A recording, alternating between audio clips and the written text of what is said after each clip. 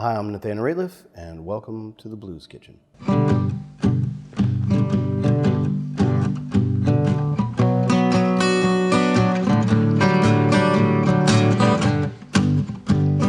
After 5 years on the road enjoying worldwide success with the Night Sweats, Nathaniel Rateliff releases a brand new solo record titled And It's Still Alright on 14th of February 2020.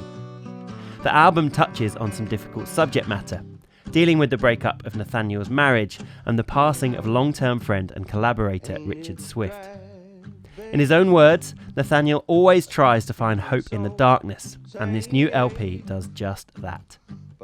We discuss the new album, and Nathaniel performs a version of A Song for You, originally written and recorded by the legendary Leon Russell. And while you're watching, like this video and subscribe to the channel for regular episodes of The Blues Kitchen Presents. Nathaniel, welcome to The Blues Kitchen. Thanks for having me. Pleasure, man. So, And It's Still Alright, your new album. I feel like we need to give you a massive congratulations on that. Thank you. We've been lucky enough to have a couple of listens all the way through over the last few days. Kind of maybe some of your finest work to date. Thanks, man. I kind of understand that it wasn't intentional though. You went on some kind of writing retreat and this song came out and it's like the beginning of a solo record, but it wasn't a conscious decision to begin with. Well, it's kind of like that. I went like away to write a bunch of stuff, kind of for the Night Sweats, and I just kept like coming up with more material.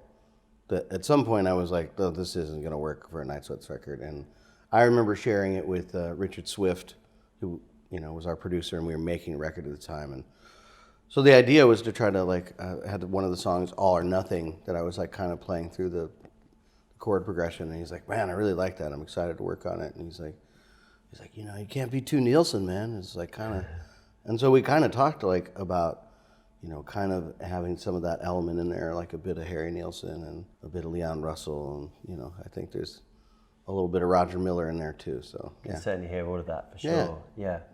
So I hope you don't kind of mind us going too deep, but I know you've been open about these things before. But What a Drag is a tune that touches on and is about the breakup of your marriage. Yeah. And then this kind of horrendous situation, you just mentioned Richard Swift, right. That you work with a lot, then passes away, and he kind of maybe sowed the seed of that solo record thing. So how much did that influence the actual kind of writing process and then actually going to cut the record? Yeah, well, like during, the process of the second Night Sweats record, that's kind of like when separation and divorce started to happen, but I didn't feel at the time like I could really write about it, and it's just such a strange thing to go through, and it kind of, you go through a lot of different emotions, and like even in the song What a Drag, it's like no one really wins in the situation, and like, I feel better for it at this point, but it's just it's a long process of emotions, and so I just kind of kept having different feelings or, things that I felt I wanted to say. And then at the time of making the second Night Sweats record, also I didn't think I needed to make an album that sounded like I was going through a divorce, Yeah, like, and I don't think that was the follow-up that we needed to have. And so the songs just kind of get pushed aside. And like you said, Richard and I had been talking about that stuff. So, I kind of could just sit on that stuff and wait for the time to have it. And the way Richard and I worked together, even the first Night Sweats record, it was just like, I had sent him demos and, it wasn't about having a budget or anything. It was just like, oh, I like this, man. Yeah, like, when can you get here? And right. So I kind of, with this record, I didn't really know what would happen or if it would end up having like, like that I'd even be here talking to you. I thought it was going to potentially be just a record that like me and Richard would make, and it was like kind of release it and see what happens. And then also with Richard's passing, it was very, he was such a key part to what we were doing, and just like one of those people that you're like, this is the longtime collaborator, I have a lot of people like that in my life, but nobody quite like him. So it was a huge loss, not just the collaboration wise, but just as like, I don't really know how to explain it other than like I've never felt that other than my father passing away when I was young. So that would be the only other thing that affected me in the same way. So of course there's a lot of material that kind of deals with that. Richard and I were very similar, and we talked about it a lot, and struggles with alcoholism and excess, and so we talked about that a lot and tried to be accountable for each other. And I was very surprised when I found out he was in the hospital, and then I just immediately went to him. So you did manage to see him? I went to go see him when he was in the hospital, and then when he got moved, I went to go see him again to say goodbye. So yeah. So I mean, you're saying that obviously this is fed into the record. I mean, there's kind of part of me that thinks you kind of must have to distance yourself from this stuff. I mean, you said about a little bit of time, because when you get hit with news of one of your friends passing away, it must be really difficult to kind of get up in the morning and think, right, I'm going to get a song down on paper. Or maybe it's quite the opposite. I don't know. Maybe I don't want to put words in your mouth, but no, generally it's like you start writing, and then like the song, and it's still all right. It was just a song that I wanted to make for the record, and it ended up I wrote it at the kitchen table in about 15 minutes the morning before we started the session, and then went in and recorded it, and then later that day you start to realize what it is you're writing about, And so I don't know if that's some sort of subconscious thing that comes out, songs like Rush On, that kind of came out, but I knew exactly what I was writing about, and kind of once I had the first verse, I really knew what I wanted to say to express this thing, this emotion that I know Richard and I both shared, and I think that everybody shares really, is that sort of unexplainable brokenness.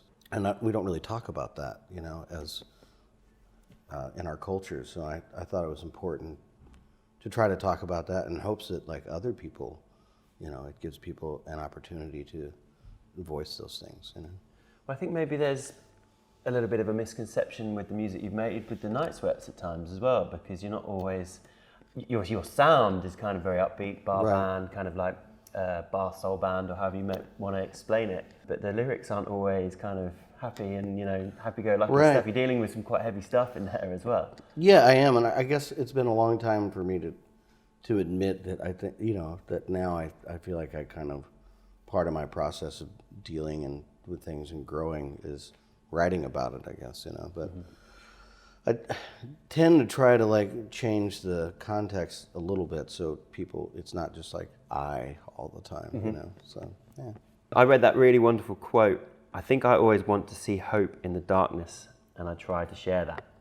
Yeah, I feel like this, even in those songs, it's there's a a hint of, dark topics, but it's really how do you look at it and know that there's something good on the other side. Yeah.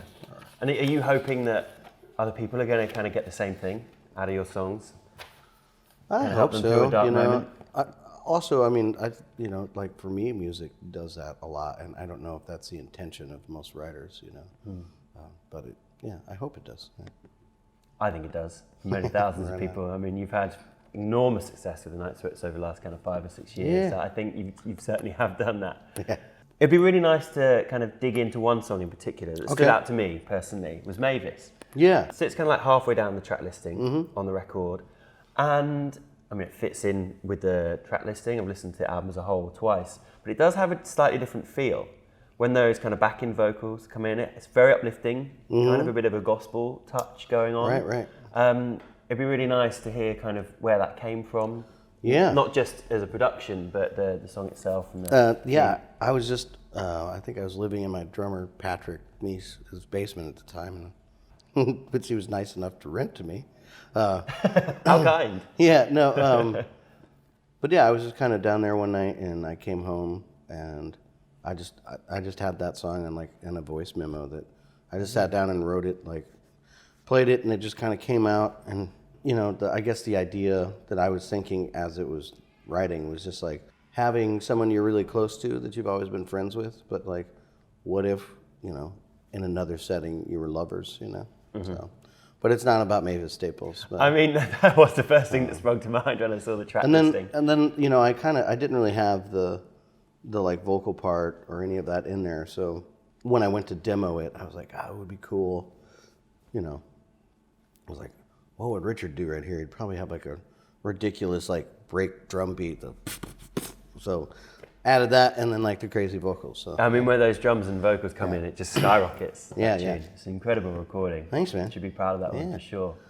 So we're going to get to the cover that you did for us today. So this was an interesting conversation. Before the cameras got rolling, he was like, I think I'm going to do a Damien Jurado tune. And then out of nowhere, we start chatting about Mad Dogs and Englishmen, Joe Cocker. Then we go back to, obviously, Leon Russell. Right.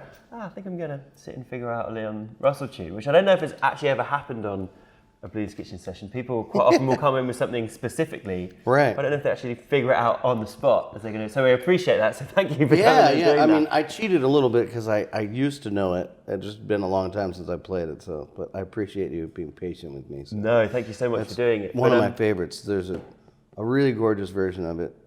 Ray Charles singing it with Leon Russell, but he's like singing it to Willie Nelson, and Willie like starts crying. It's gorgeous. So. Wow. Okay. Yeah. I need to dig that one out. Okay, I'm sure our viewers will as well. Yeah. I suppose there's a kind of really easy comparison to that kind of Mad Dogs and Englishmen, Leon Russell sound to the Night Sweats, almost kind of lazy comparison. Right. But hearing you do that song for you today, it's much more in line with what you're doing with your new solo record. Right. So is Leon someone that you would kind of consider a touch point with your writing? Yeah, definitely, and even his phrasing's so unique and so odd, and I really enjoy that about it. I don't feel like a lot of people write songs with that sort of meter, you know. Yeah. It's fun for me to try to I guess approach a song that way, in a similar way, you know. So. I think a kind of wildly kind of undiscovered to the masses musician as well. He's a real kind of musician's musician. I remember seeing. I think maybe Elton John, it was definitely Elton John, but it was maybe the Hall of Fame or something like that, and it was an induction. And he said in the early 70s, he basically wanted to be Leon Russell. You know, like that was the blueprint for the first kind of couple of Elton John records. And then when you hear something like Tumbleweed Connection and all, like Son of Your Far and all that kind of stuff, it's like, this makes a lot of sense. Right. I think it's probably time for your performance. That's cool. Yeah. If you'd be kind enough to introduce your performance. I'm Nathaniel Rateliff, and this is my version of Leon Russell's A Song for You. I've been so many places in my life and time. I sung a lot of songs, I made some bad friends. I acted on my love in stages with 10,000 people watching. But well, on now, I'm singing this song for you. You know your image of me is what I hope to be.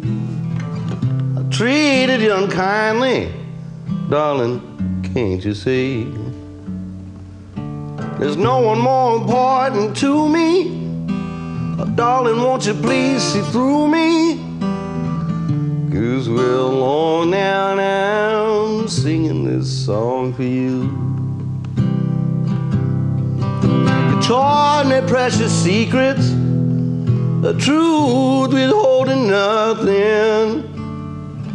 Came out in front when I was hiding. But now it's so much better, and if my words don't come together, listen to the melody of my love's in their hand. I love you in a place where there's no space and time. I love you for my life, you're a friend of mine. When my life is over, remember that we were together. 'Cause we're alone now, and I'm singing this song for you. 'Cause we're alone now, and I'm singing this song. You're singing this song for you.